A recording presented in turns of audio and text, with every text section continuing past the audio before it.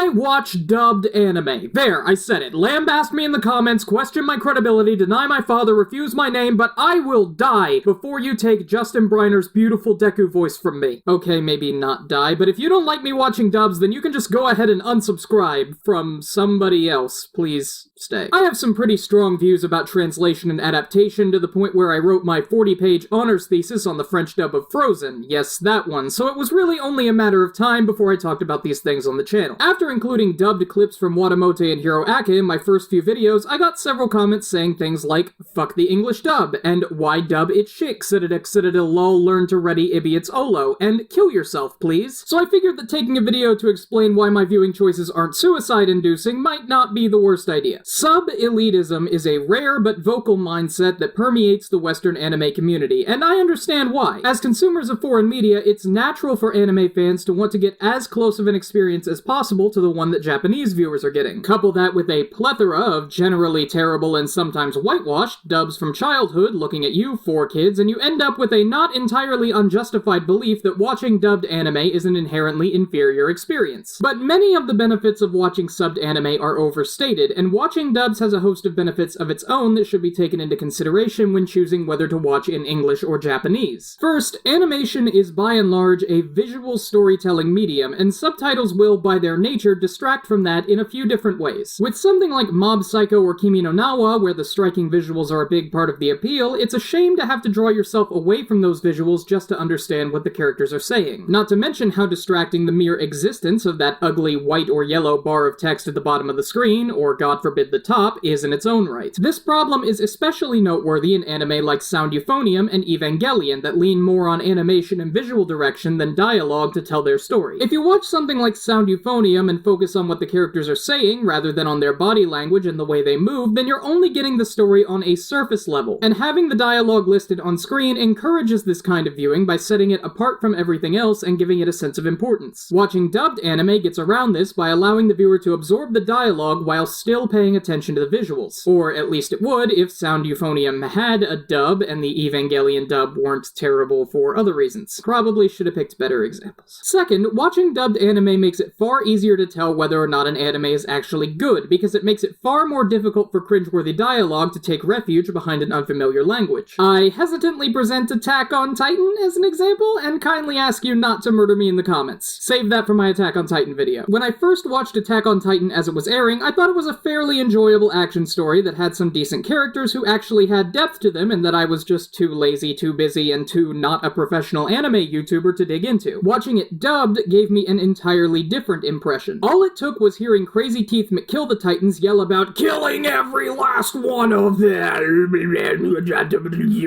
and it was clear that I was dealing with a well-animated shit show that was using a false sense of danger to appeal to edgy teenagers who get winded running upstairs, but still somehow think they could take down Titans if they had the gear. I attribute my initial misconceptions about Attack on Titan to the fact that I watched it subbed. Hearing the dialogue in Japanese allowed me to separate myself from the razor-sharp edge of it and to project a depth onto it that just wasn't there. True, this made me enjoy the series more, which might be a point in favor of subs depending on your priorities, but my enjoyment was a lie and only resulted in disappointment when I rewatched the series years later. This also applies in reverse, where stellar voice work can elevate a dub higher than its Japanese counterpart for English-speaking audiences. Inflection and delivery in dialogue is important, and unless you speak Japanese or have watched a lot of subbed anime, then much of that inflection is going to be lost in a seiyu's performance, no matter how good that performance is. For example, John Michael Tatum's portrayal of Okabe Rintaro in Steins Gate is bombastic enough to sell his mad scientist persona, but subtle enough to make it clear that it is a persona. Tatum's voice work adds an auditory dimension to Okabe's character, selling his insanity and his desperation in a way that the casual viewer would likely interpret as just another Japanese man yelling if they watch the sub. The same goes for John Michael Tatum's work as Kraft Lawrence in Spicy Wolf, or John Michael Tatum's hilarious portrayal of Ida in Hiroaka. Furthermore, when it comes to shows like Bakano or Cowboy Bebop, which have deep-rooted American influence, dubbing can actually enhance the production by bringing the auditory presentation of the show in line with the visuals and the overall atmosphere. Nothing is more immersion-breaking than hearing a character who is supposed to be American whip out their 9th grade Japanese to English dictionary and, well...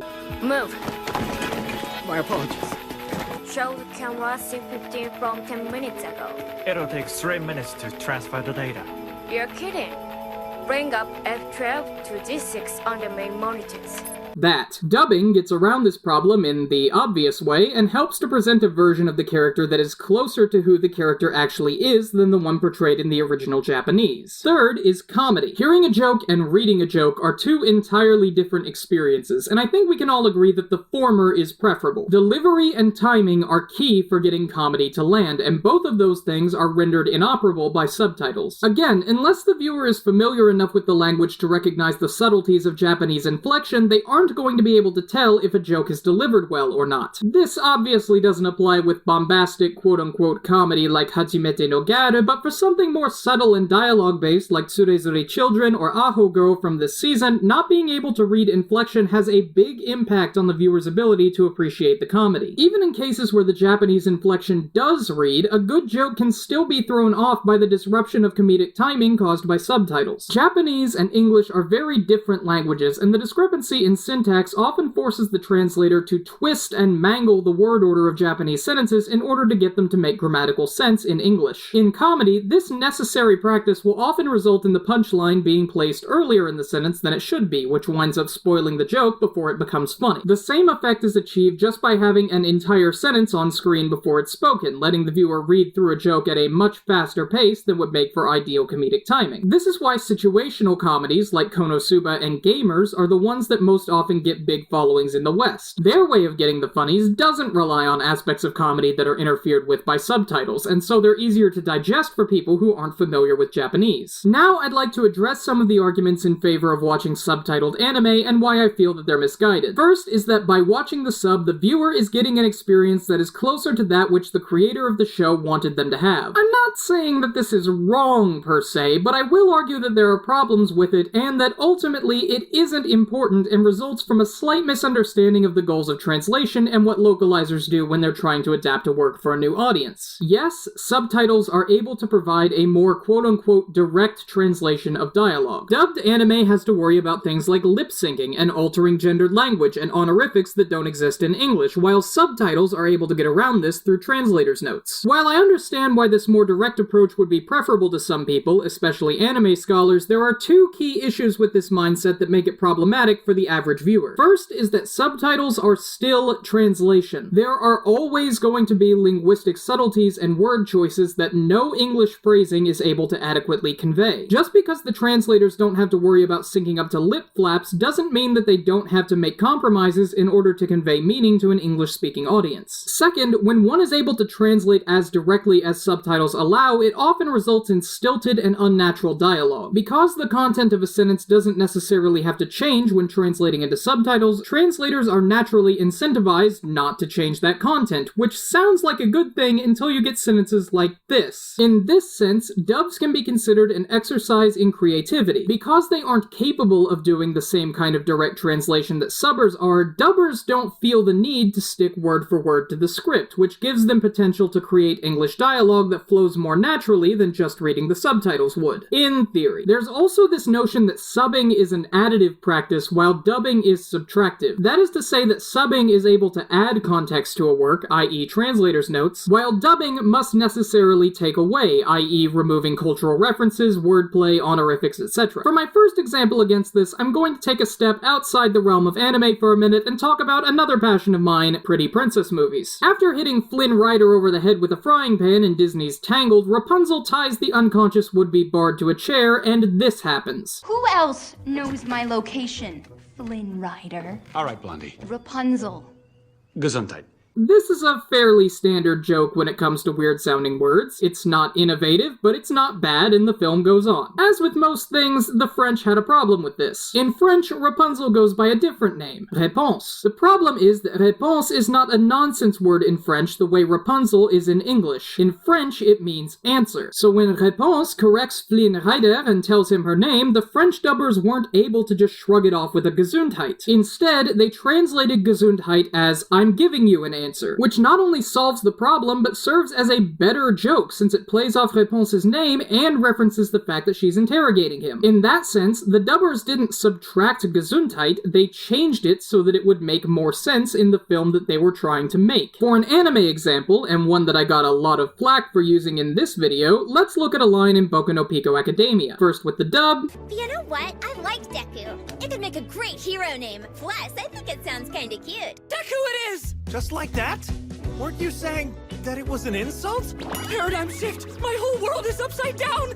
Wait, what? And then with the sub. でもデクって頑張れって感じでなんか好きだ私。デクです。緑谷君？浅いぞ。別称なんだろう。コーペルニクス的展開。コペ？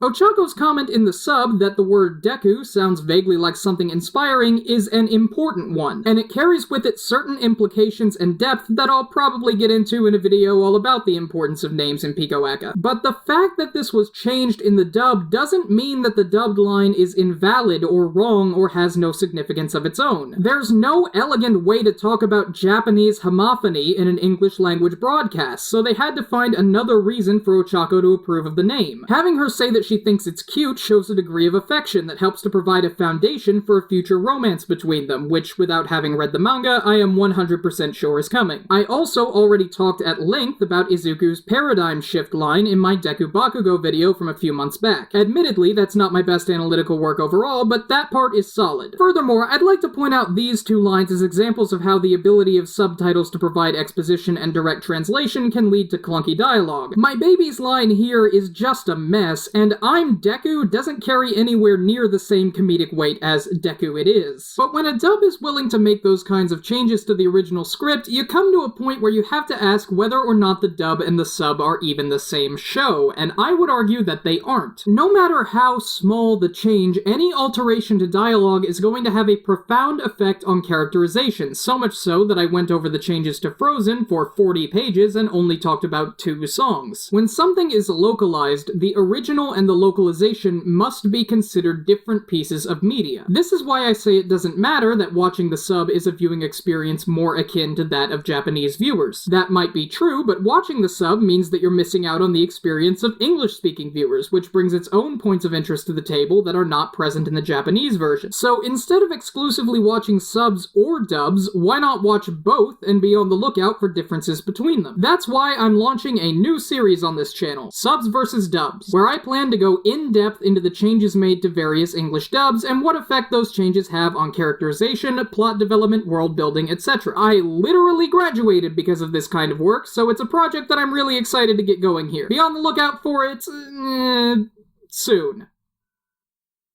An update on the anime everyday situation. People, I'm going to be honest. Subscriber growth has been slowing. Don't get me wrong, it's still absurd, but you know how it is. You get used to a certain rate of subscriber growth, and then the anime pope tweets out your video, and you gain 4,000 subscribers in a day, and it's the best thing you've ever felt, and so you spend the rest of your YouTube career chasing that high, knowing full well that you'll never be satisfied with your rate of subscriber growth again, and I, long story short, have a proposition for you. Anime every day is a worthy opponent, and he's gonna be tough to beat, but we've faced terrible odds before and won, and I'm asking you to do it again. As of the recording of this video, Lewis Senpai has 68,000 subscribers, and his stellar breakdowns of anime's history and evolution are only going to make him harder to beat as time goes on. But this is Hell Month, and Hell Month is all about pushing the limits of what we can achieve. So I want to win this fight by September. If we can manage to get more subscribers than Anime Every Day by the time my first video comes out in September, then everything on my Patreon will be discounted permanently. Except for this, you have to work for this. And I'll provide new rewards for my $1 tier. So if you're one of those people who's been wanting to get at my notes and scripts but just don't have the $5 a month to spare, then tell your friends about Explanation Point.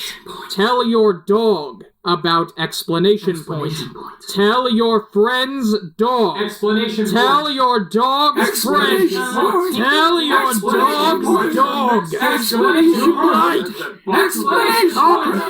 Explanation Point. Explanation Point. Explanation Point. Until next time, this has been Explanation Point, signing out. Hashtag not a cult. And these are my patrons who I totally did not forget to mention in the outro of the video, and it's not 2:30 in the morning, so I have to very quietly record this badly recorded, intro exit thing. It's so late that I don't even know the difference between an intro and an exit, but here are the people who are supporting me, and I appreciate them, and I like them a lot. So thank you very much, both for supporting me and for sticking around for this. Bye.